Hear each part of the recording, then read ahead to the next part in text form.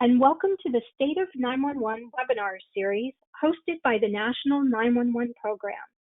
My name is Sherry, and I will be the moderator for today's session.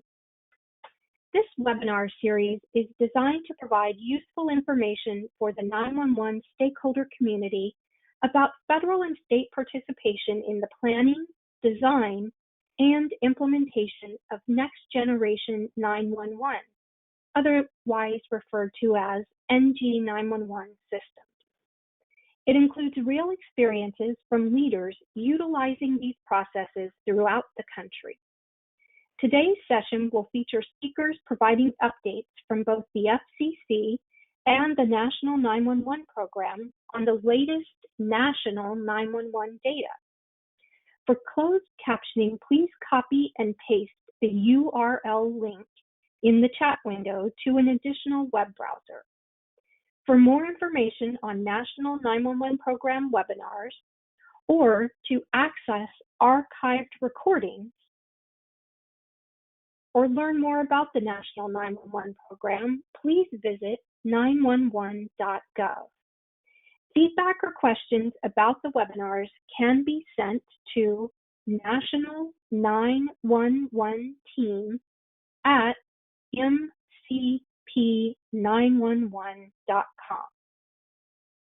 Please note that all participants' phone lines have been put in a listen-only mode, and this webinar is being recorded.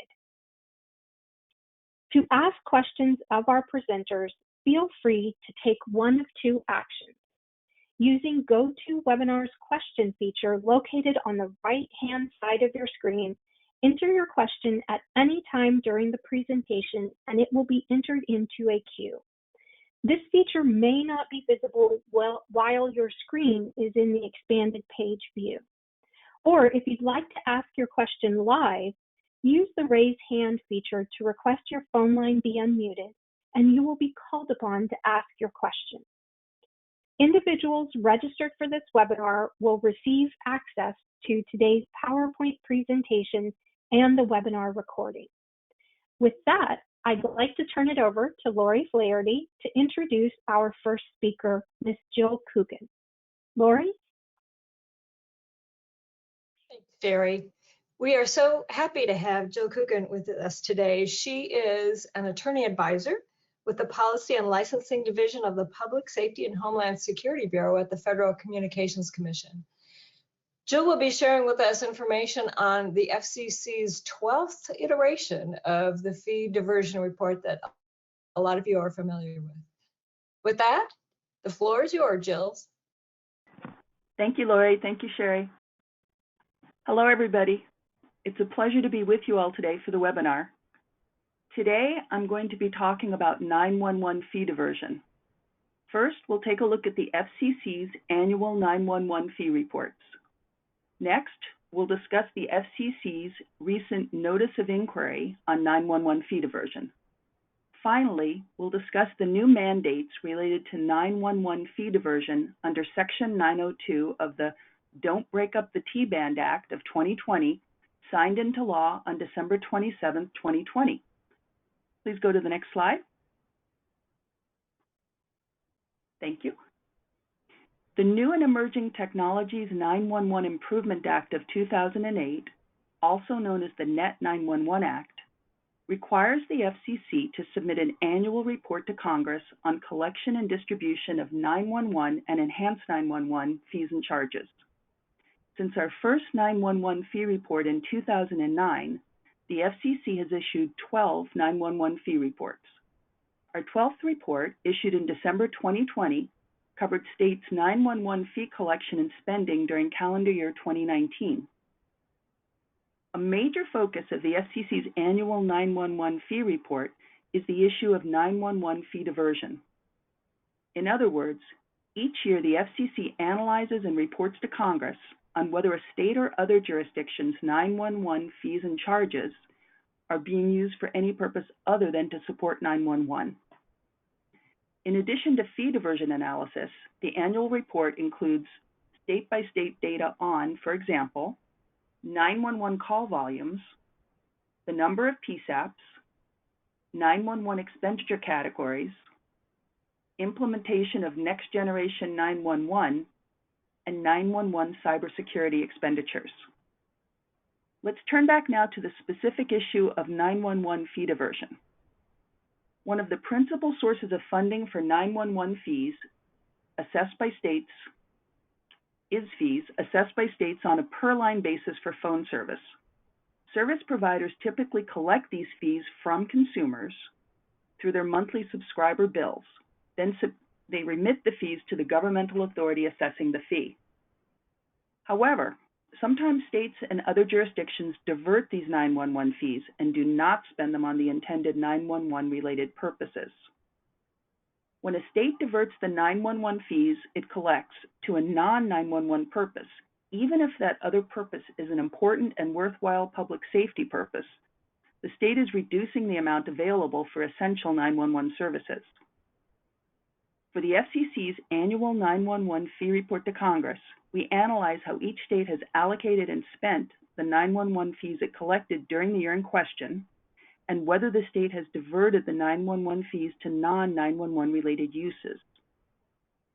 If the state has diverted 911 fees, the FCC designates that state as a diverter for the relevant calendar year. Next slide, please.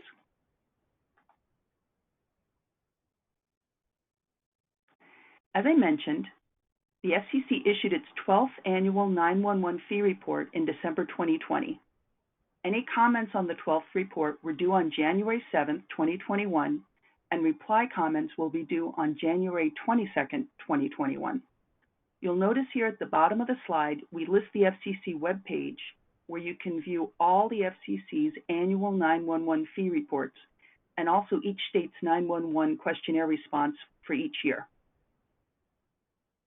Fee diversion is a significant problem in the United States.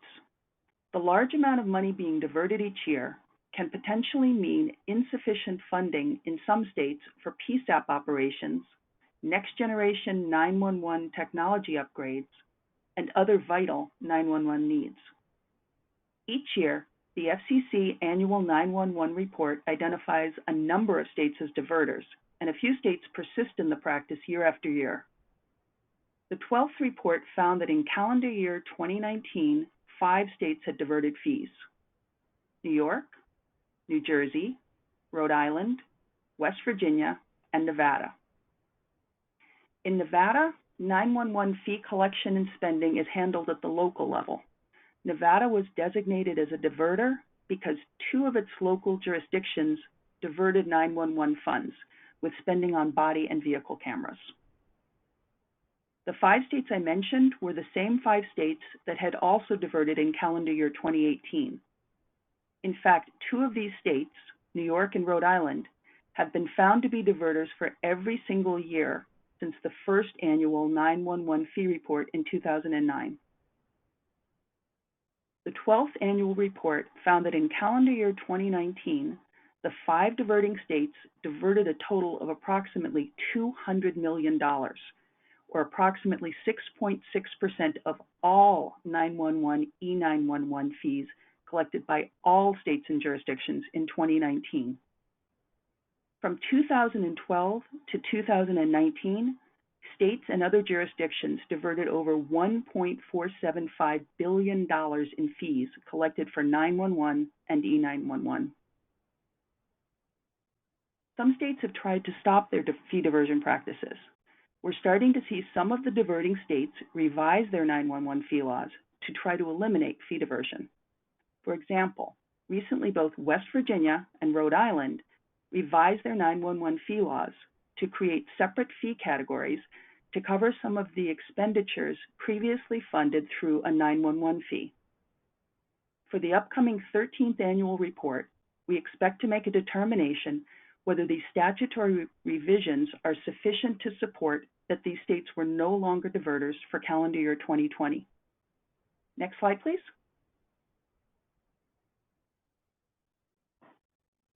If you look now at this slide, showing a summary of some of the data from the FCC's annual fee reports from 2015 to 2020, you can see some highlights of our findings. Each report covers the prior calendar year, So for example, our 12th report in 2020 covered states' 911 activity in calendar year 2019. I'll give you a moment to look at the data on this slide.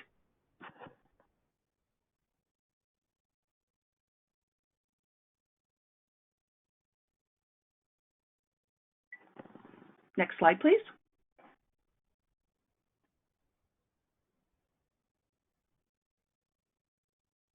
Thank you. Now let's take a look at FCC data collection for the annual 911 fee reports and some tips for completing the FCC's annual 911 fee questionnaire.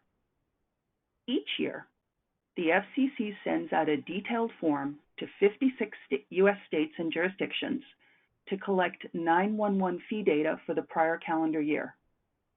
These 56 jurisdictions are the 50 states, the District of Columbia, Puerto Rico, Guam, the Northern Mariana Islands, the U.S. Virgin Islands, and American Samoa. For the 12th report issued in December 2020, we expected possible delays or problems due to the COVID-19 pandemic, but 55 of the 56 jurisdictions filed responses. For the 12th report, our staff improved the data collection outreach process and the format of the questionnaire to improve efficiency in our FCC internal data compilation and analysis. These changes have proved to be successful and a very significant help with our internal processes. Now let's turn to some tips for filling out the annual questionnaire. These tips focus on some common issues that we've seen. First, please use the Word fillable questionnaire form that we provide. This allows us to automatically and efficiently import the data into our system. Please do not try to alter the form or turn it into a PDF. When states do this, we have to ask them to resubmit on the appropriate Word fillable form. Next, only report calendar year data, not fiscal year data. When the questionnaire asks for a numerical response, such as the total number of primary PSAPs or the cost to provide 911 service, please provide only a numerical response or a short non-numerical response such as unknown, none, or NA. Don't include any narrative explanation or qualifier such as approximately $4 million. Instead, put that in the related addendum section box on the form. And here are two big tips. First, states should submit a single questionnaire form for the entire state, not multiple FCC questionnaire forms completed by local jurisdictions. For example, last year, one state submitted individual FCC questionnaires filled out by some of its counties, saying that only those counties had replied to its request for data. The state did not consolidate them into a single questionnaire response form for the state as a whole. The state should have consolidated the data in a single questionnaire form for the state and added an explanation in the relevant addendum sections if necessary. A second big tip, states should include all requested data on the state questionnaire itself, not just attach or refer to supplemental materials that may possibly contain some requested data somewhere within them. For example, one state last year submitted a questionnaire form with multiple responses that just said, "See attached spreadsheet." The state attached a long and detailed county-by-county Excel spreadsheet without appropriate consolidation of data for the state as a whole on the questionnaire itself. Another state submitted a detailed supplemental letter containing some requested information that was not on the form itself. States may submit supplemental materials as long as the questionnaire form itself contains all requested data. Can we go to the next slide, please?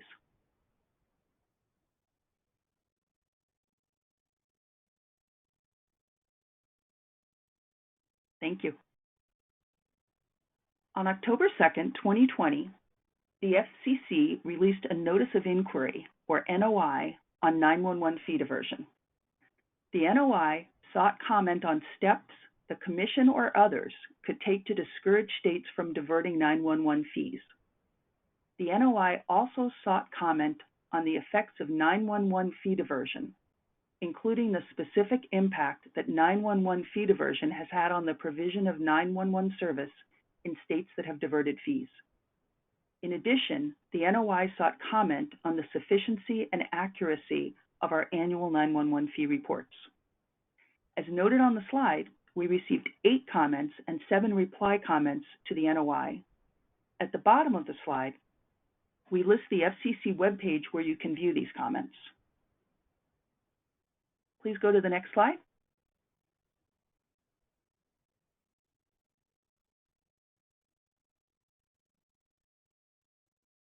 Thank you. On December 27, 2020, the President signed the Don't Break Up the T-Band Act of 2020, which is in Division FF, that's Frank, Title IX, Section 902 of the Consolidated Appropriations Act of 2021, Public Law Number 116-260. Section 902 includes new congressional mandates related to preventing fee diversion. 2 of the things the FCC must do under Section 902 are, number 1, issue new regulations on 911 fee diversion, and number 2, create a new Strikeforce to study and issue a report on 911 fee diversion. First, we'll discuss the new FCC regulations under Section 902.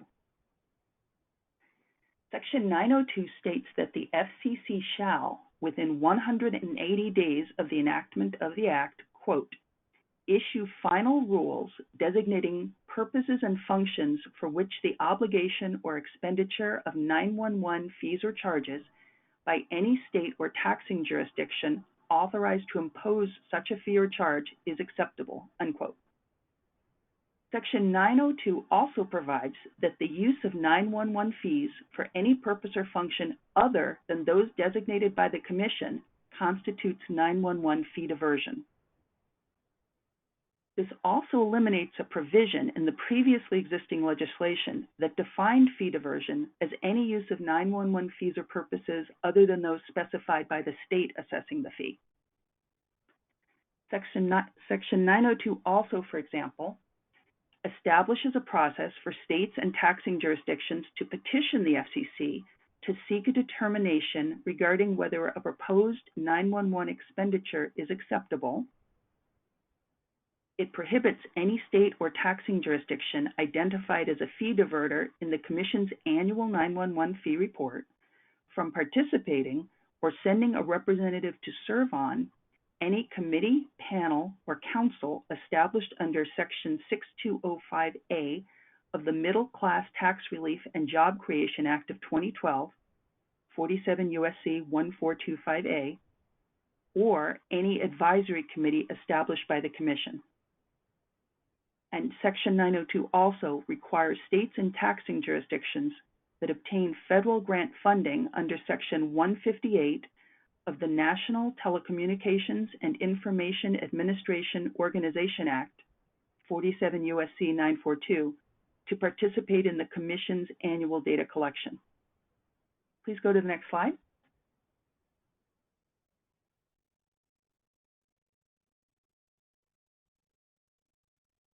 Now we'll turn to Section 902's mandate for a Strikeforce and report on 911 fee diversion. Section 902D requires the FCC to establish the Ending 911 Fee Diversion Now Strikeforce, which will be a federal advisory committee. The Strikeforce must be established by 180 days after the enactment of the Act, that is, by June 25, 2021. Section 902 sets forth the parties eligible to be members of the Strikeforce, saying, the Strikeforce shall be composed of such representatives of federal departments and agencies as the Commission considers appropriate, in addition to state attorneys general, states or taxing jurisdictions found not to be engaging in diversion of 911 fees or charges, states or taxing jurisdictions trying to stop the diversion of 911 fees or charges, state 911 administrators, public safety organizations, groups representing the public and consumers, and groups representing public safety answering point professionals. Section 902 states that the purpose of the Strikeforce is, quote, to study how the federal government can most expeditiously end diversion by a state or taxing jurisdiction of 911 fees or charges, unquote. Section 902 states that in carrying out this study, the Strikeforce shall determine the effectiveness of any federal laws, including regulations, policies, and practices, or budgetary or jurisdictional constraints, regarding how the federal government can most expeditiously end diversion by a state or taxing jurisdiction of 911 fees or charges, and consider whether criminal penalties would further prevent diversion by a state or taxing jurisdiction of 911 fees or charges, and determine the impacts of diversion by a state or taxing jurisdiction of 911 fees or charges. Finally, Section 902 requires that the Strikeforce publish a report of its findings. Section 902 states that not later than 270 days after the date of the enactment of the Act, in other words, by September 23, 2021, the Strikeforce shall submit to Congress and publish on the Commission's website a report of the findings of its study, including 1. Any recommendations regarding how to most expeditiously end the diversion by a state or taxing jurisdiction of 911 fees or charges, including actions that can be taken by federal departments and agencies, and appropriate changes to law and regulations, and 2, a description of what progress, if any, relevant federal departments and agencies have made in implementing the recommendations under Clause 1. Next slide, please. We hope that our annual 911 fee reports, the FCC's new upcoming regulations, and the upcoming work of the new Strikeforce can shine a light on 911 fee diversion and help eliminate diversion so that 911 fees can be fully spent on their intended purpose, supporting vital 911 service. Thank you. And thank you, Ms. Coogan. So now we are going to start the Q&A portion of our session. Just as a reminder, if you'd like to ask a question, you can either enter your question into the question section of GoToWebinar or click to raise your hand and we will unmute your phone. Sheila, do you want to read our first question? Yes, thank you, Sherry. The question is asking, what penalties other than ineligibility for NHTSA funding are in place? If a state forgoes, let's say, $5 million in NHTSA funding, but gains as much as $75 million for use in public safety areas other than 911, many governors and/or state legislators may opt for the diversion. I think that that's a really good point and a great question. And I think that's part of why Congress has decided to move forward and try to find some better solutions to discouraging and preventing 911 fee diversion. And that's going to be what the rules that the FCC is going to work on and what the Strikeforce is going to work on is what better answers we have to eliminate fee diversion.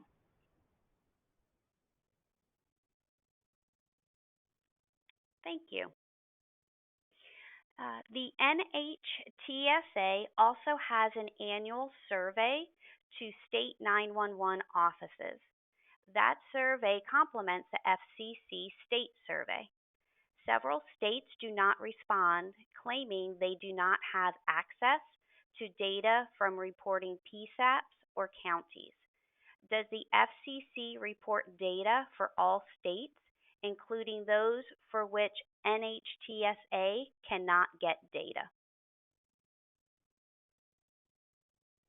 In terms of what the FCC gets, we do get data from states that report their counties' information, and some of the states say that they don't have access to their county's information. That is a problem.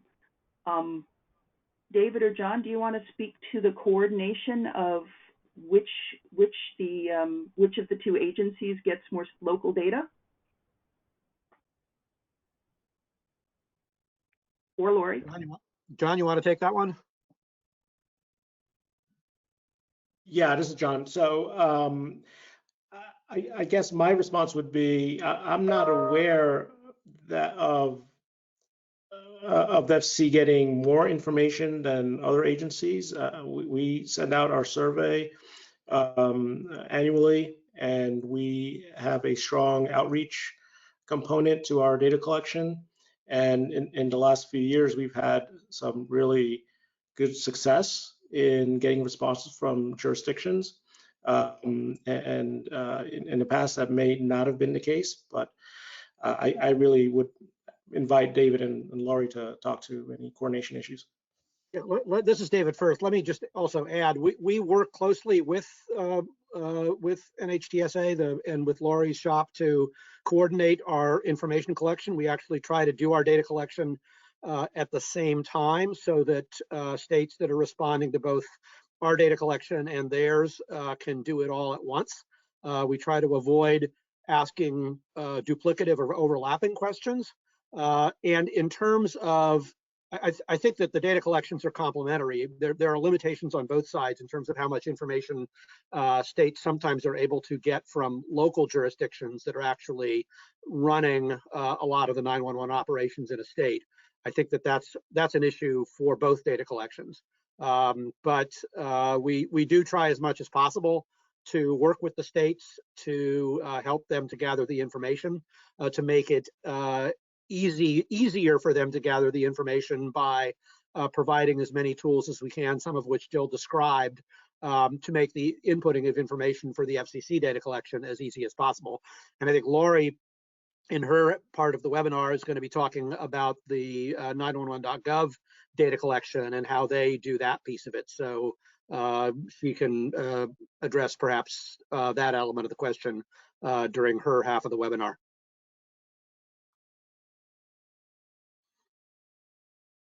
Thank you all for your response. Our next question asks, who is responsible to complete the FCC questionnaire every year? And is there any validation of the information provided?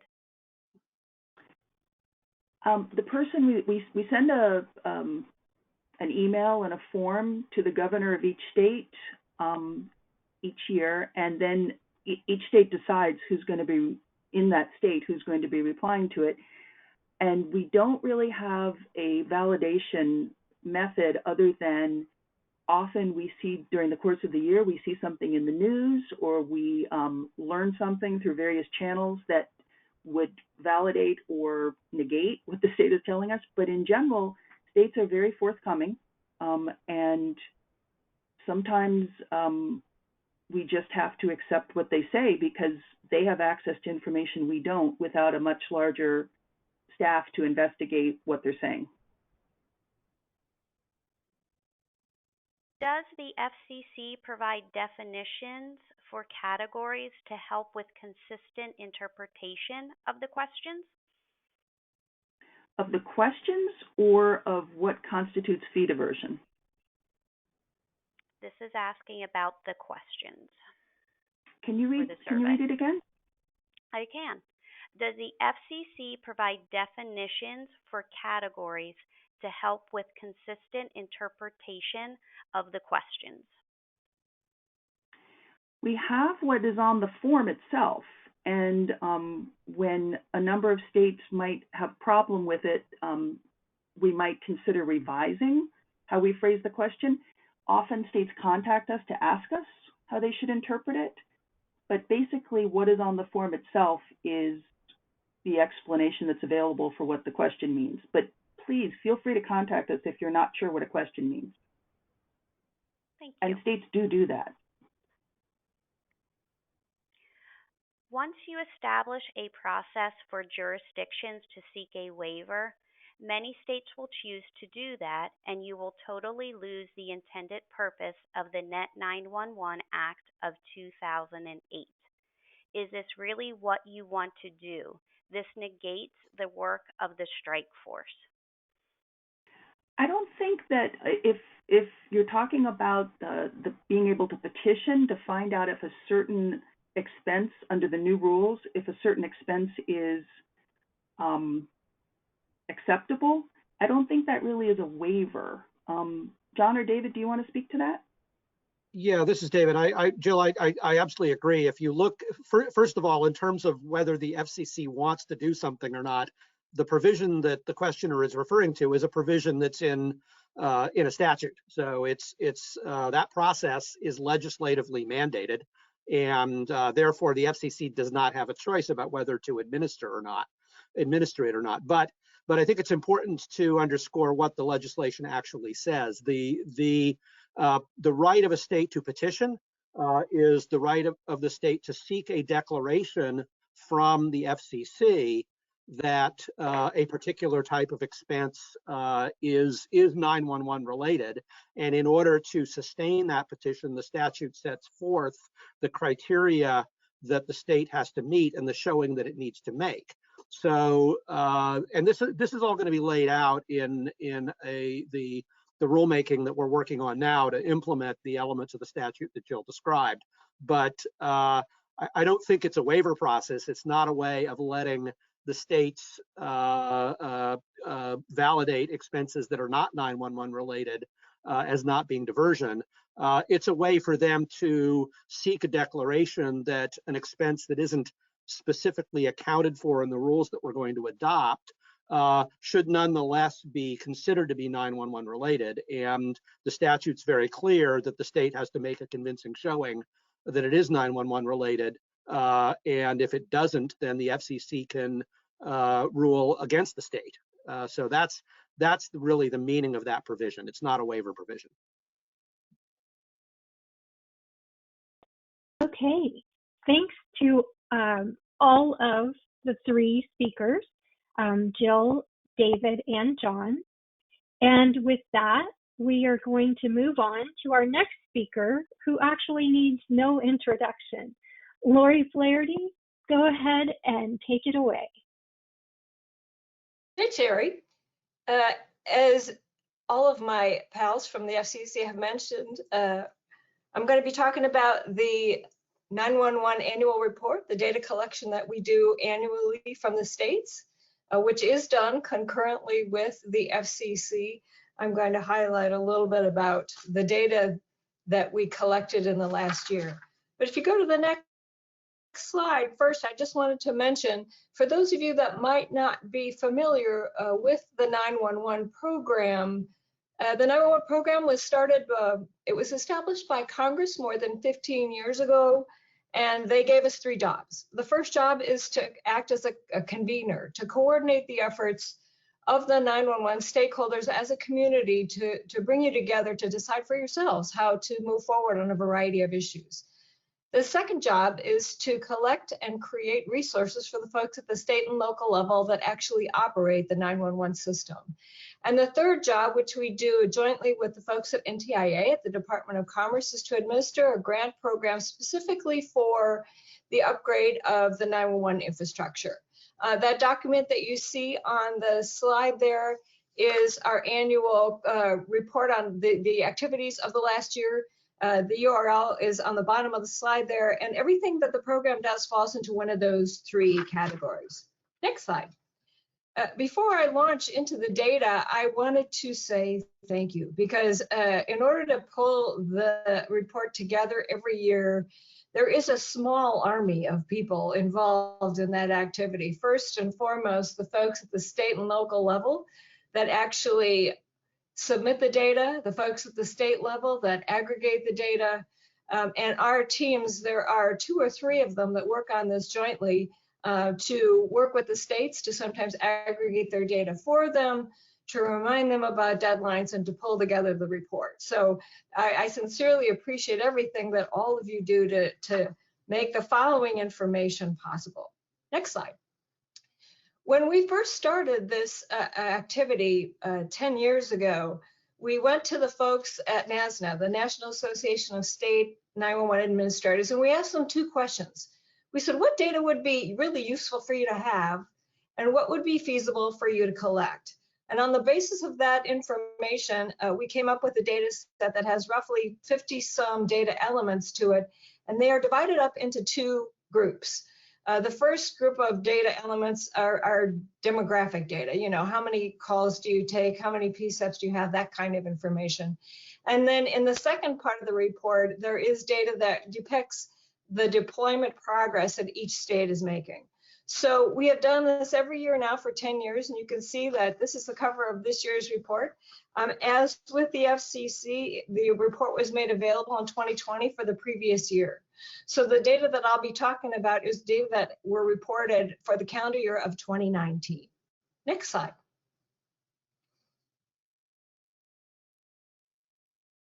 So this data set is completely voluntary. We don't have the authority to mandate that anybody do anything, frankly, but certainly in this case, we do not have the authority to compel anyone to submit these data. We have really increased the number of jurisdictions that report out every year. You can see on the map here that the majority of them do. There are a few that did not this last year. Just to give you an idea of sort of where we started from, when we started this data collection 10 years ago, the first year we collected data, which is 2011, we got 26 states to submit their data. By 2013, we were up to 40 states. And between 2015 and now, we've sort of hovered between 45 and 50 states and jurisdictions. And for the purpose of this report, we refer to everyone as a state in air quote, but that does include the District of Columbia and the territories as well.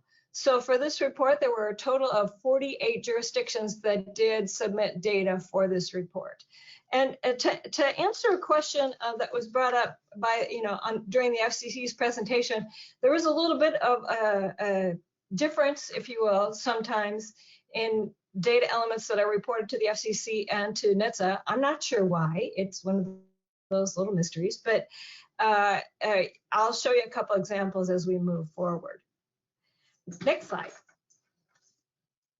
Just to highlight a few data elements, the total number of PSAPs. So in the 2019 report, you can see the total number of primary PSAPs and secondary as they are defined in the document, which gives us roughly 5,600. And you saw in that map previously that there were 46 reporting states, DC and Puerto Rico. So what we did was we went to the FCC report to see if their report contained data for the missing states. We didn't find data for every missing jurisdiction, but we did find data for the 4 states that were not included in ours. Hence, the fact that they reported FCC, but not to us, and I don't know why. But in any case, you can see that once we added what was available from the FCC report, the estimated total is 5,953. So that number 6,000 that has been widely reported for the number of PSAPs in the United States has sort of held over the last 4 or 5 years. There has been certainly a decrease over the years. I know at one point when we first started this program, there were probably closer to 8,000 PSAPs or ECCs, but this is where we are now. And one caveat is that this does not include federally operated PSAPs. We're working at the federal level to try and get a handle on that. For example, the number of 911 centers that are operated by the Department of Defense, by the National Park Service, are not included in this number, and there are hundreds of them. So we continue to work on a hard number. Next slide. The next slide shows the size of the PSAPs in the United States. And I don't think this is a surprise. This has sort of held over the years that the majority of the PSAPs in this country are very small. You can see how many of them have 1 to 2 equipment positions, how many have 3 to 5. And so roughly 3/4 of all of the PSAPs in the United States have somewhere between 1 and 5 equipment positions. that's not a lot of people. That certainly is a very small operation, and it's something important to keep in mind as we talk about resources and programs for 911, because it is important to realize the limitations of the majority of the 911 centers in the United States. Next slide. Number of 911 calls. Again, you can see on the bottom of the slide there were 46 states, DC and Puerto Rico, that were reporting on this one. So it is not a complete data set. But you can see that sort of the breakout on that has held pretty much over the course of the last few years, with 73% being wireless. A couple of things I did want to mention about this slide is that in terms of text, it still represents less than 1% of all of the 911 calls. But even over the last couple of years, that number has really increased. And I'll go to the FCC report on that showed that, you know, in 2018, there were 188,000 texts from 33 states, roughly, and that has increased to 45 states. And over 500,000 text calls per year. So as the states have continued to increase in terms of the number of PSAPs that are text to 911 capable, we figure that number will continue to increase. In terms of the total number of 911 calls, again, looking to our buddies at the FCC, their 12th report showed 211 million calls with 5 states and 1 territory as unknown. So while neither data set is complete in terms of the number of 911 calls, that number of roughly 200 million, I know 240 is always the number that I have seen, but 200 million is sort of the operating number that we are working with based on our data and the data from the FCC. Next slide. This next data element might be an important one as we move forward with our efforts with the Bureau of Labor Statistics and the Standard Occupational Classification System, because it has to do with the number of states that have minimum training requirements for telecommunicators. So you can see on the slide there that as of 2019, there are 35 states that do have minimum training requirements, a significant number that don't, and those are not reporting. And a shout out to the Denise Amber Lee Foundation. They have really taken over the charge in terms of the recommended minimum training guidelines document. They have a great map on their website that shows where all the states are with this. And just to give you an idea, when we collected these data last year, on the 2018 data, there were 31 states that required, that had minimum training requirements. So progress is a little bit slow, but we are making progress in terms of the number of states that do have minimum training requirements for telecommunicators. Next slide. The next slide may also be important as we move forward with our efforts with BLS. It has to do with emergency medical dispatch. And you can see on the slide here that there are roughly 2,500 PSAPs in 37 states that do have established requirements for EMD or emergency medical dispatch. And you can see that that is up just from last year in terms of the number of states and the number of PSAPs. All of this, I know, requires the resources to pull this off. It really continues to impress me in terms of what the states have been able to do with their limited resources. But again, we're showing progress, and I think this will be an important thing to highlight as we work with the Bureau of Labor Statistics. Next slide. So those are some basic demographic data. The next part of the report really talks about the NG911 deployment progress. And you can see on the slide here, it really breaks it down into some level of detail. It really provides information on the number of states that have a plan, the number of states in which there is a sub-state plan. You can see it goes down to a level of detail. And I'm not going to go into this, but if you look at the report itself, it will give you the information you need for the states in terms of exactly where they are in the process of deploying next generation 911. What I'd like to highlight next are data that were collected that I refer to as having to do with the 4 basic building blocks of NG 911, and that would be GIS, the ESINet, the core services, and CPE. So if we could go to the next slide, please. The next slide has to do with GIS. So this is the percent of address authorities that have geocoded their addresses to GIS from MSAG or whatever they had before.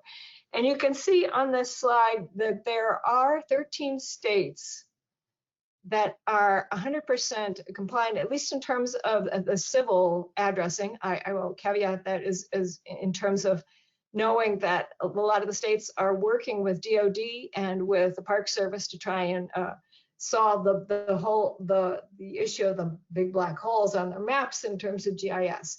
But at least in terms of the civilian addressing, there are 13 states in which 100% of their addresses have been geocoded.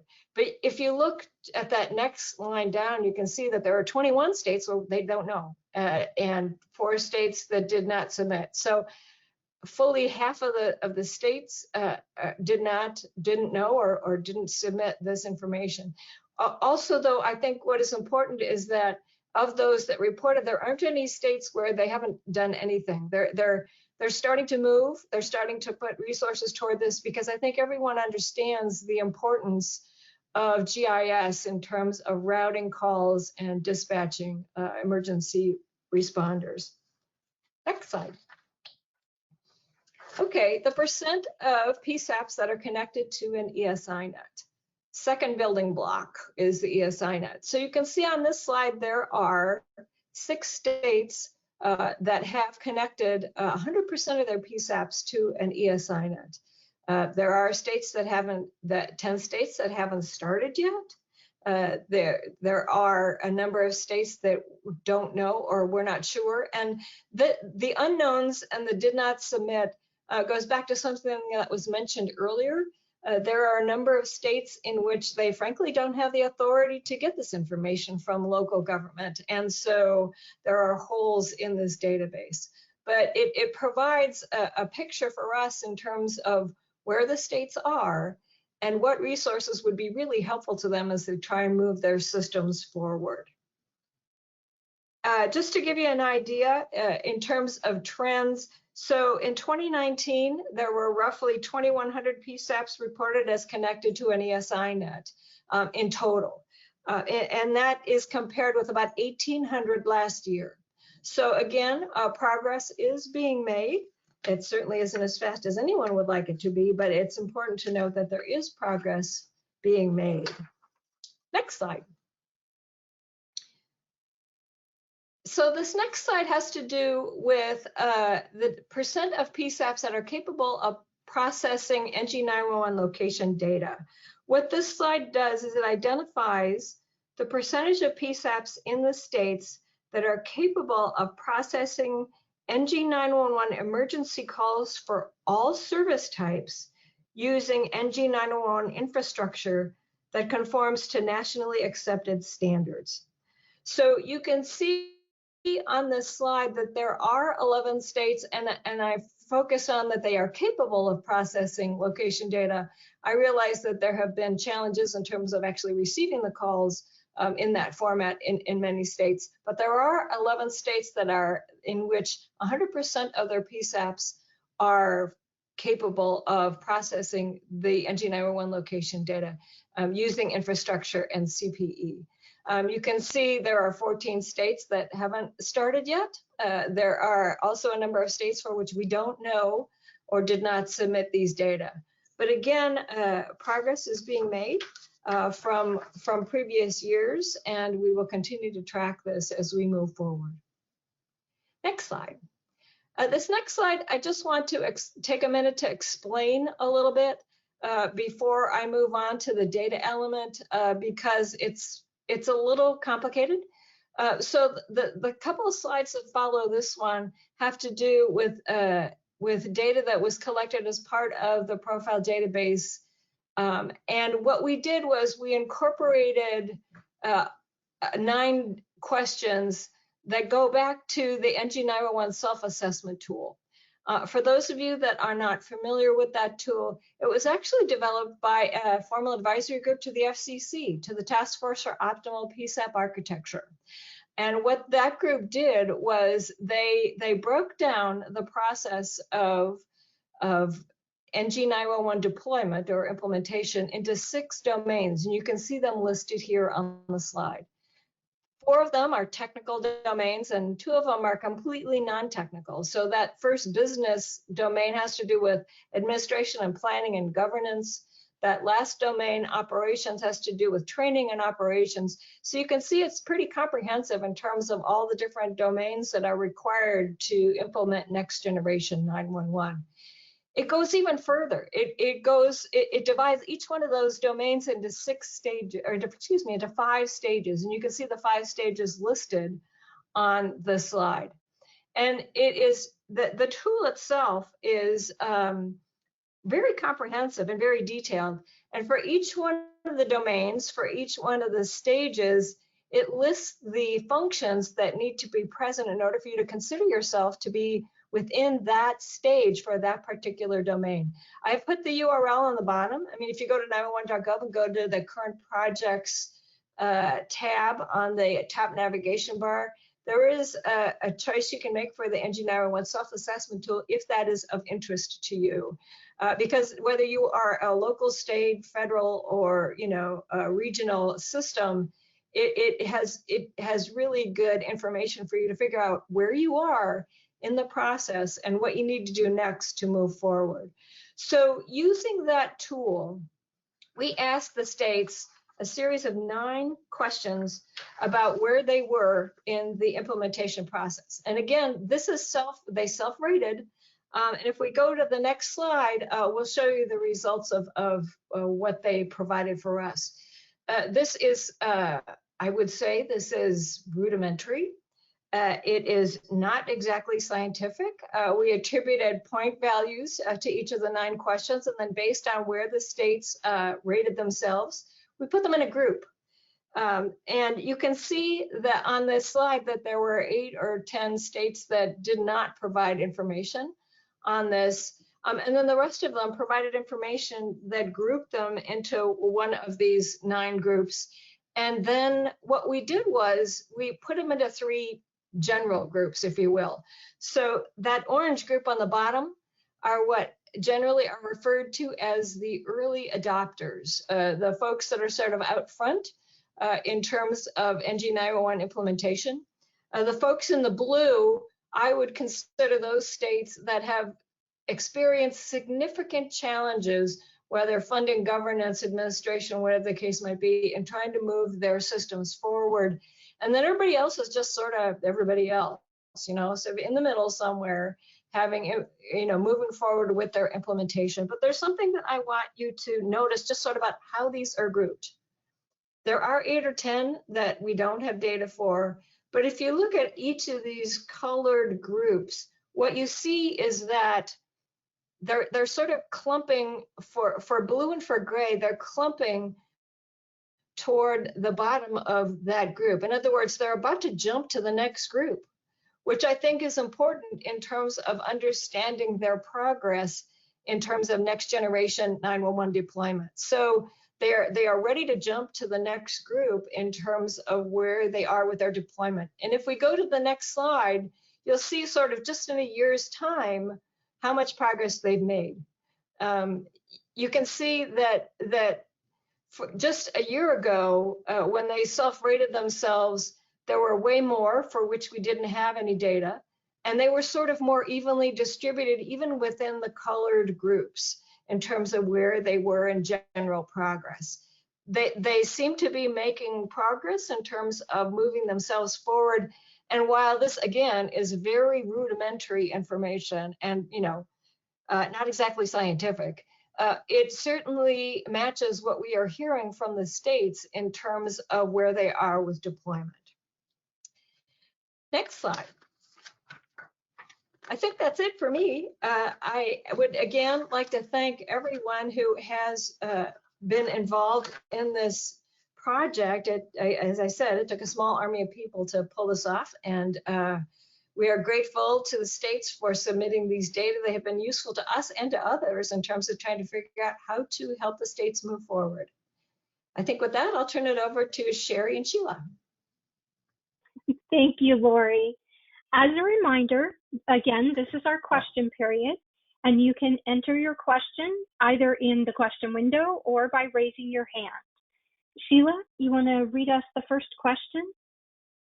Sure, thank you, Sherry. And Laurie, your last comment leads well into our first question. What is needed to move more of the states forward? Well, what we hear from the states is that there are two things that generally impede their progress. What I would refer to as sort of governance and administrative issues would be one, and funding is the other. That is what we hear most often from the states in terms of their assessment of what would really help them to move forward. What is the accountability to state and local governments for not reporting? Well, as I mentioned at the front end of this database is completely voluntary. What we've been able to accomplish has frankly been on the basis of, pestering and cajoling and reminding folks. And I think they realize the value of it, because there was a year not too long ago, I want to say 2016, where we were not able to collect the data, and the states took it upon themselves to collect it themselves, among themselves. So I think there is an understanding. At first, I think people were worried about being compared to each other, but I think in the years since we started this, they realized the value of it, and so have certainly done the OMA's job of providing that information for us. Is there relevance to a new category of calls to 911 that is non-individual or sensor initiated? Seems to me that may be important for future FCC policy as well as standards development.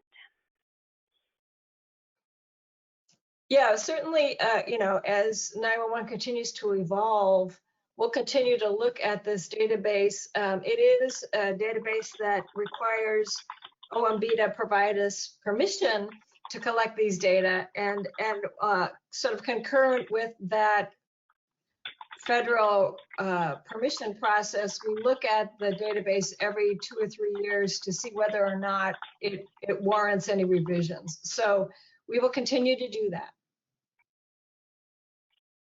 Is there any plans to add additional questions to future questionnaires?